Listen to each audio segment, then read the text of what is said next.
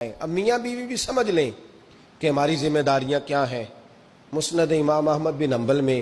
حضرت ابو درداء رضی اللہ تعالیٰ عنہ سے حدیث مروی ہے، نبی کریم صلی اللہ علیہ وسلم کی بارگاہ میں ایک خاتون نے آ کے عرض کیا، یا رسول اللہ صلی اللہ علیہ وسلم مجھے بتلائیے خاوند کا حق کیا ہے۔ یہ جو حدیث سنانے لگا ہوں نا، یہ بیٹی کو سنانی ہے، جا کے یہ ٹیلی فون کر کے بہن کو سنانی ہے،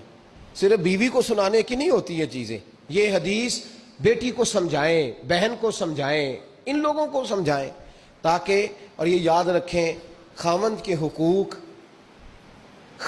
حقوق اگر بچی کے گھر والے اسے سکھائیں نا تو اس کی سمجھ میں جلدی آ جائیں گے، اور بیوی کے حقوق اگر خاوند کے گھر والے اس کو سمجھائیں تو اس کی سمجھ میں بات جلدی آئے گی۔ وہ خیر خواہ سمجھتے ہیں اپنے رشتہ داروں۔ یہ والی حدیثیں ان لوگوں کو سنانی چاہیے جن لوگوں کا بچہ ہے یا بچی ہے، متعلقہ آدمی حقوق بیان کرے۔ جب متبادل چیز کسی کے سامنے آتی ہے تو وہ کئی دفعہ سمجھتے ہیں کہ خلوص اس میں پورا نہیں پایا جاتا۔ حضرت ابو درداء رضی اللہ تعالیٰ عنہ فرماتے ہیں، ایک خاتون حضور کی بارگاہ میں آئی، عرض کرنے لگی، یا رسول اللہ صلی اللہ علیہ وسلم میں نکاح کرنا چاہتی ہوں، شادی کرنا چاہتی ہوں، مجھے بتلائیے خاوند کا حق کیا ہے؟ اگر تو میں ادا کر سکتی ہوں تو میں نکاح کروں، ورنہ میں اس کام سے بچوں۔ میرے نبی کریم علیہ الصلوۃ والسلام نے فرمایا، بی بی اگر خاوند کے ناک سے رینٹ نکلے، ریشہ نکلے، پیپ بہے اس کی ناک سے، اور بی بی اپنی زبان سے وہ صاف کر دے تو پھر بھی اس کا حق ادا نہیں ہوتا۔ حضرت ابو درداء کہتے ہیں، آنکھ کھول کے اس عورت نے دیکھا تو میرے نبی پاک نے اگلے جملے ارشاد فرمائے، حضور نے فرمایا تو ان باتوں میں حیرت کر رہی ہے، میں اگر خدا کے علاوہ کسی کو سجدے کا حکم دیتا تو میں عورت کو کہتا اپنے خاوند کو سجدہ کرے،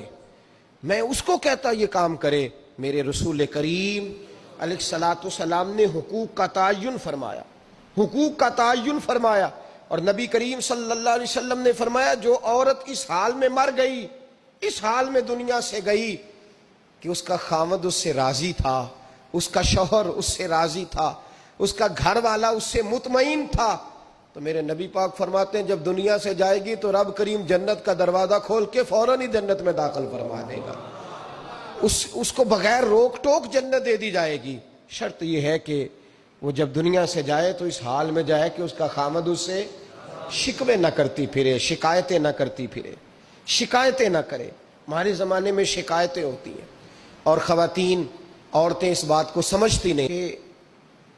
اللہ نے جو میرے نصیب میں رکھا تھا اور جو خاوند رب نے میرے لیے پسند کیا تھا وہ اللہ نے مجھے عطا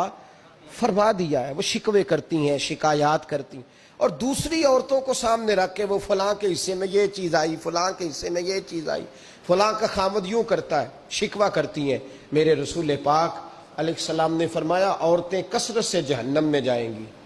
کثرت سے۔ تو ایک صحابی رو پڑے، ایک حدیث میں لفظ یہ ہے رو پڑے، عرض کرنے لگے، یا رسول اللہ وہ ہماری مائیں بھی ہیں، بیٹیاں بھی ہیں، بہنیں بھی، حضور جہنم میں جائیں گی؟